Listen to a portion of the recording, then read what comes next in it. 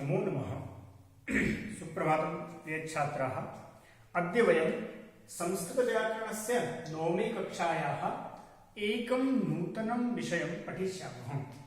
नूतन विषयो नाम व्यंजन संधि।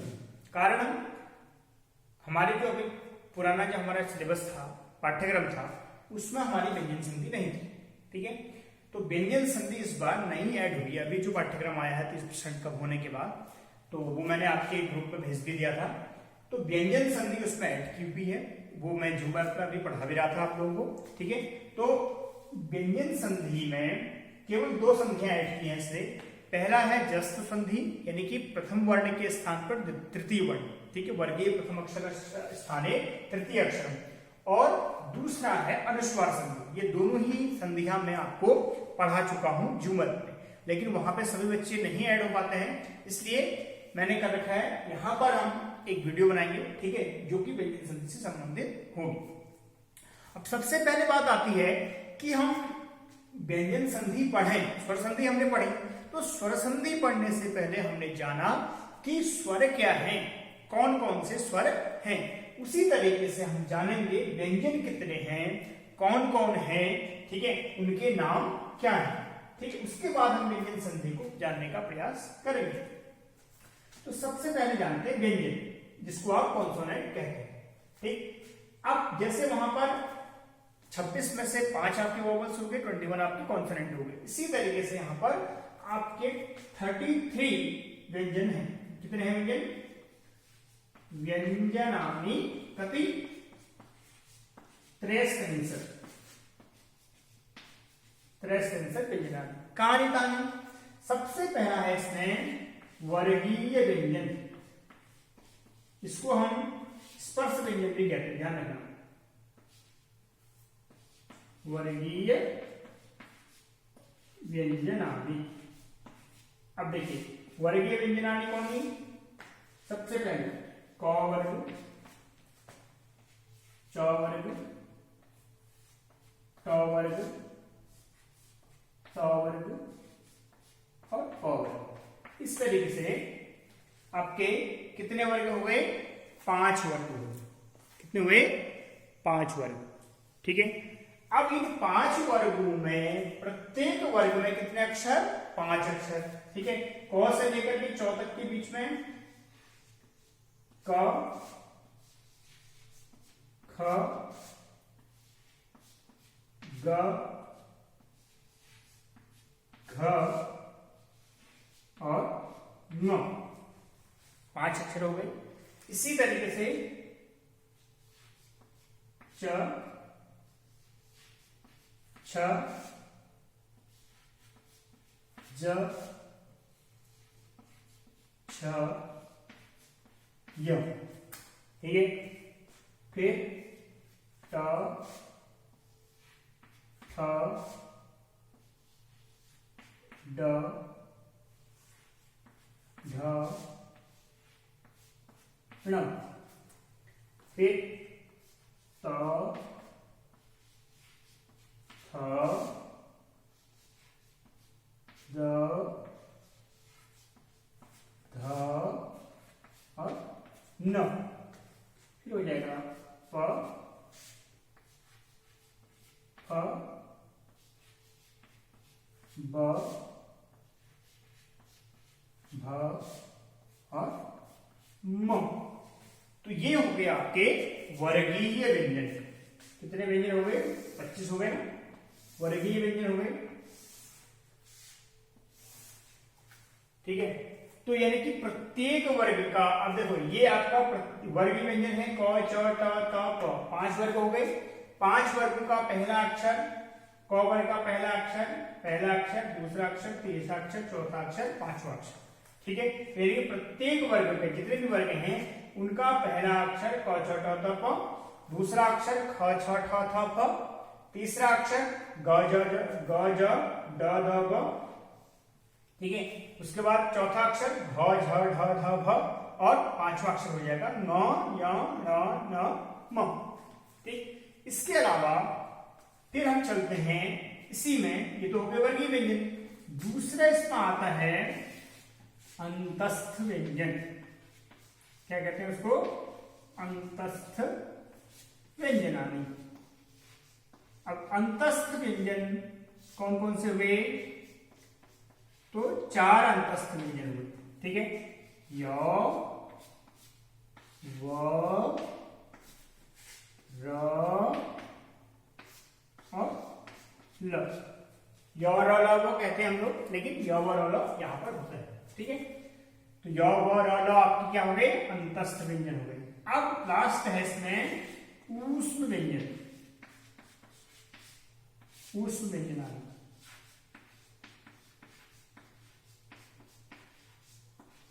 ठीक है। अब ऊष्म व्यंजन में कौन कौन से व्यंजन आएंगे, सबसे पहले स, स, स और ह, ठीक है। तो ये कुल मिलाकर के आपके सबसे पहला वर्गीय व्यंजन, दूसरा अंतस्थ व्यंजन, तीसरा ऊष्म व्यंजन। तो 3 प्रकार के व्यंजन हुए, ठीक है। अभी हमारा इसका काम नहीं है, यानी कि अंतस्थ व्यंजन का काम नहीं है और ऊष्म व्यंजन का काम नहीं, लेकिन ये जान लीजिए कि वर्गीय व्यंजन, अंतस्थ व्यंजन और ऊष्म व्यंजन के प्रकार से व्यंजन 3 प्रकार से होते हैं, ठीक है। ये आपको प्रश्न कहीं से भी पूछा जा सकता है, ठीक है। अब प्रथम अक्षर, द्वितीय अक्षर, तृतीय अक्षर, चतुर्थ अक्षर और पंचम अक्षर, ठीक है। ये हिंदी में भी ये चीजें होती है, हिंदी व्याकरण में आप देखेंगे तो व्यंजन कई बार ऐसा हिंदी वाले प्रश्न पत्र, जब जैसे कोई आप एग्जाम दे रहे हैं तो एग्जाम में आपका हिंदी वाले पार्ट में ये चीजें पूछ ली जाती है। तो तीसरा अक्षर कौन सा है, पांचवा अक्षर कौन सा है, उसका उच्चारण स्थान क्या है, ठीक है। ये हमने पहली बात कर चुके हैं हम क्लास में, लेकिन यहां पर हमें जानने वाली चीज क्या है कि हम वर्गों के नंबर्स जान लें, ठीक है। तो ये आपका first, second, third, fourth, fifth, यहां भी काम नहीं है, इस फॉर्म को मिटा करके इसके स्थान पर हम कुछ और लिखते हैं, ठीक है। तो अब हम देखेंगे हमारा जो व्यंजन हमारे सामने है, वर्ग हमारे सामने है, ठीक है। अब हमारा जो पहला व्यंजन संधि कहां पर होगी, व्यंजन संधि यानी कि व्यंजनों में जहां पर परिवर्तन होगा वहां पर व्यंजन संधि का प्रयोग होगा, ठीक है।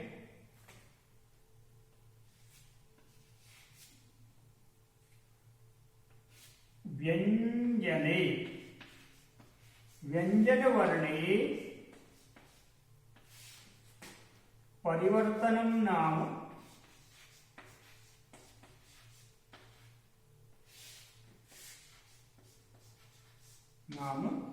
व्यंजन संधि।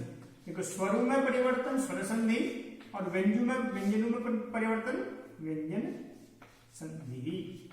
शायद आपको यहां तक दिख रहा होगा, ठीक है, व्यंजन संधि, ठीक है। तो इस तरीके से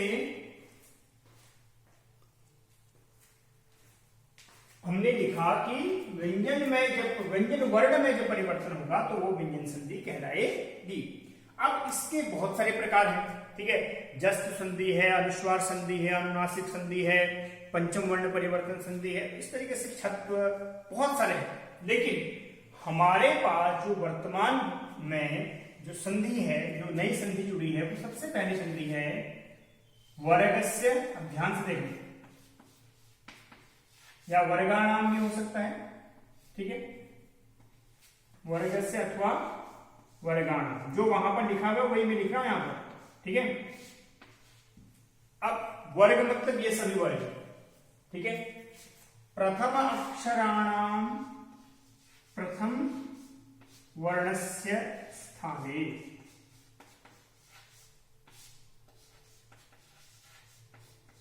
प्रथम वर्णस्य स्थाने तृतीय वर्ण परिवर्तनम, तृतीय वर्ण परिवर्तनम, ठीक है। ये आपका पहली संधि है, ठीक है। तो वर्गस्य या वर्गाणा, इन वर्गों के प्रथम अक्षर क्या क्या है, क च ट त प के स्थान पर तृतीय वर्ण परिवर्तन, क ज ड ध ब, ठीक है। तो क्या है, अब एक बार इसको यहां भी लिख लेते हैं। प्रथम अक्षर, प्रथम वर्ण, वर्गस्य प्रथम वर्ण कौन कौन से हुए? क, च, ट, त, प। ठीक है, के स्थान पर, ठीक है, के स्थान पर क्या हो जाएगा? तृतीय वर्ण, तृतीय वर्णम। अब तृतीय वर्ण कौन सा है हमारा? ग, ज, ड, द, ब। ठीक है, ग, ज, ट, द, ब। ठीक है, यानी कि प्रथम वर्ण से स्थाने तृतीय वर्ण परिवर्तनम, यानी कि क के स्थान पर ग, च के स्थान पर ज, ट के स्थान पर ड, त के स्थान पर द, प के स्थान पर ब होगा। अब कब होगा ये देखते हैं। ठीक है, अब होगा कब? जब प्रथम वर्ण के बाद, ये जो प्रथम वर्ण दिख रहे हैं आपको, के बाद कौन कौन सी कंडीशन होगी? कोई स्वर होगा, एक, कोई भी स्वर। ठीक है, दूसरा, तीसरा अथवा चौथा वर्ण होगा। अब तीसरा और चौथा वर्ण कौन कौन से हैं? तीसरा और चौथा वर्ण होगा। स्पष्ट हो गया? प्रथम वर्ण के बाद यदि वर्ग का तीसरा और चौथा अक्षर होगा, या य, व, र, ल, ह। ठीक है, य, व, र, ल, ह होगा।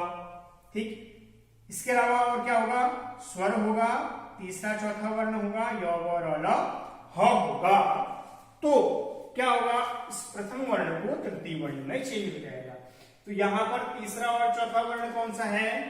तो तीसरा वर्ण तो हमको पता ही है, यही वाले हैं। ठीक है, तृतीय वर्ण कौन कौन से हुए वर्ग के? ग, ज, ड, द और ब। और चौथा वर्ण कौन सा हुआ? घ, झ,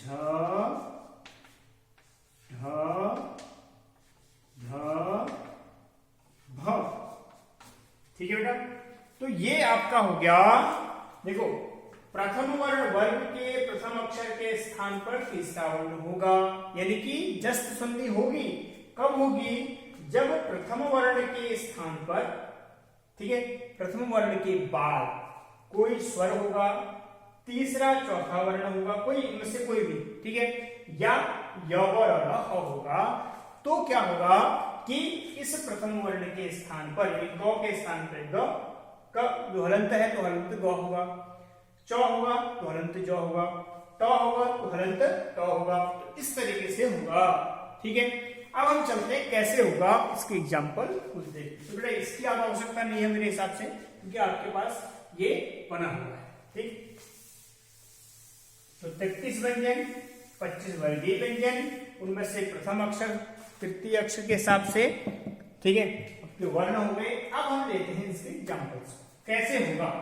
ठीक है, जैसे हमने लिखा, सबसे पहला क वर्ण है, तो दिक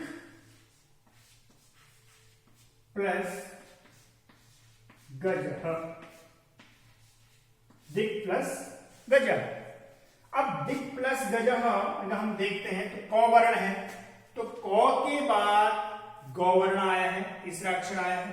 ठीक है, इसलिए क के स्थान पर हम क्या करेंगे? तीसरा अक्षर। तो क के स्थान पर अगर हम करते हैं ग, तो हलंत होगा, दी इसमें जोड़ेंगे, दिक प्लस गज, और इसको अगर जोड़ करके वर्ण सम्मेलन कर देंगे तो बन जाएगा दिग्गज।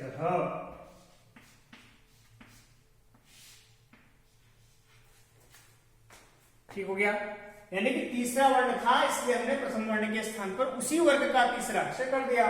सेम ऐसी कंडीशन अगर हमें दिगंतः,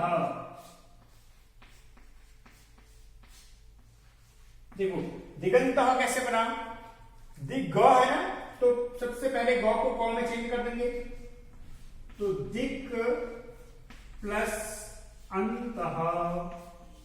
देखो स्वर भी है ना, मैंने क्या कहा था, कोई भी स्वर, तो स्वर कोई भी हो, औस्वर है। अब प्रथम वर्ण के बाद औस्वर आया है, तो इसलिए इसको तीसरे वर्ण में कर देंगे, तो बन जाएगा दिग् प्लस अंतः था। अब इसको जोड़ देंगे, देखो जो हलंत है गौ, उस हलंत गौ में अ मिल जाएगा, तो ग पूरा बन जाएगा, तो बन जाएगा दिगंतः। ठीक है, तो अब जैसे ऐसे ही अजंतः शब्द क्या है, अजंतः। कैसे बनेगा अजंतः, तो अच प्लस अंतः। ठीक है, अच प्लस अंतः, तो यहां चौ के स्थान पर जौ हो जाएगा।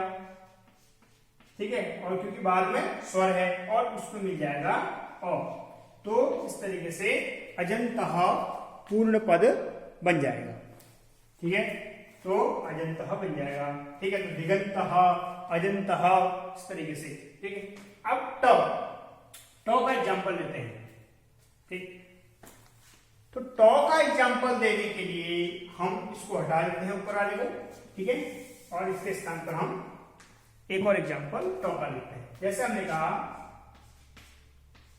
सट प्लस एव। अब देखिए टॉ है, उसके बाद स्वर है ए। ठीक है, टॉ के स्थान पर क्या हो जाएगा, ड, सड हो जाएगा, और एव का एव है। अब इसको मिला दीजिए, तो क्या बन जाएगा, षडैव। ठीक है, षडैव नहीं बनेगा, षडैव का प्रयोग कर लेंगे। ऐसे ही जैसे हम समय के लिए बोलते हैं, तो हमने कहा अभी 6 बजा है, तो षट धन वादनम, है ना, तो षट धन वादनम में क्या, देखो वो वर्ण है, य व र ल वो व है। ठीक है, तो इसलिए टॉ के स्थान पर क्या हो जाएगा, ड, तो बन जाएगा। लेकिन यहां पर षडवादनम ही होगा, यानी कि उसमें कुछ मिलेगा नहीं, क्योंकि बाद में व्यंजन है, इसलिए उसमें नहीं मिलेगा। कौन से में, ड, आधे ड में वो नहीं मिलेगा। क्यों मिलेगा, क्योंकि अगर यहाँ तो क्या था, स्वर था, इसलिए जहां भी स्वर बाद में होगा तो उस आधे तृतीय वर्ण के साथ मिल जाएगा। ठीक है, तो षडवादनम इस तरीके से बन गया।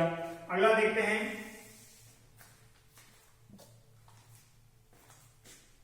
शब्द है हमारे पास त, तो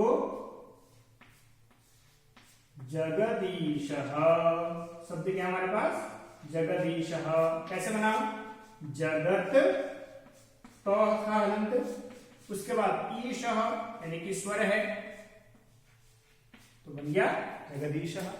क्यों हुआ, क्योंकि त प्रथम वर्ण के बाद ई स्वर है, तो इसलिए इसके स्थान पर हो जाएगा द, और इसमें मिल जाएगा ई, तो बन जाएगा जगदीशः। ठीक है, जगदम्बा, इस तरीके से इसका प्रयोग हम कर सकते हैं। ठीक, प का देखते हैं एग्जाम्पल कि सुप प्लस अंतः, सुप प्लस अंतः कैसे बना, प है, प के स्थान पर क्या हो जाएगा, ब, तृतीय वर्ण हो जाएगा। क्यों हुआ, क्योंकि बाद में स्वर था। ठीक है, ब में अ मिल जाएगा, तो बन जाएगा सुबंतः। ठीक है, तो ये इस तरीके से क्या हो गया कि पांचों वर्णों के क च ट त प के स्थान पर ग ज ड द ब हुआ। क्यों हुआ, क्योंकि बाद में स्वर था, तीसरा चौथा वर्ण था, या य व र ल ह था। ठीक है, इसलिए हमने प्रथम वर्ण के स्थान पर कौन सा वर्ण किया, तृतीय वर्ण का परिवर्तन किया। इस तरीके से इसी संधि का नाम, जो प्रथम वर्ण के स्थान पर तृतीय वर्ण है, इसी को कहते हैं जस्त्व संधि। क्या बोलते हैं, जस्त्व संधि। क्यों कहते हैं जस्त्व संधि, क्योंकि जस प्रत्याहार है। ठीक है, 14 सूत्र हैं पाणिनि के, उस पाणिनि के 14 सूत्रों में से, ठीक है, तो 14 सूत्रों में से बाकी के 42 प्रत्याहार बनते हैं। उन 42 प्रत्याहारों में से एक प्रत्याहार है जस प्रत्याहार, जिसमें ये सारे वर्ण आते हैं। ठीक है, कौन से, तीसरा चौथा या ठीक है, तो इसलिए इसको जस्त संधि भी कहते हैं। तो आशा है आपको ये तृतीय वर्ण परिवर्तन संधि समझ में आई हो। ठीक है, तो आज हम यही समाप्त करते हैं। कल हम कुछ एग्जांपल्स देंगे आपको, जो खुद आप करेंगे बेटा अपनी कॉपी में। ठीक है, तो हमने अभी क्या क्या जाना कि एक तो किसके स्थान पर क्या होता है, यानी किस वर्ण के स्थान पर तृतीय वर्ण परिवर्तन होता है। ठीक है,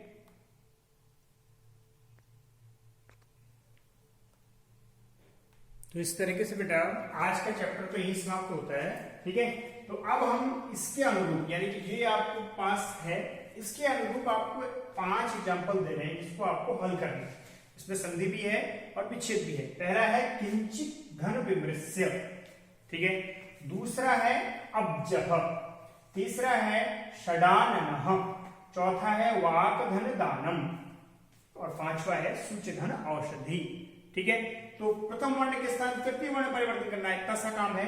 तो आशा है आप इसको पूरा करेंगे और कॉपी में लिखेंगे और अभ्यास करेंगे। ठीक है, तो कल हम फिर एक नए संधि को लेकर के, जो इसमें आपकी नई संधि है अनुस्वार संधि, उसको लेकर के आपके बीच उपस्थित होते हैं। तब तक के लिए नमो नमः, नमस्कारः, भवतां दिनं शुभं भवतु।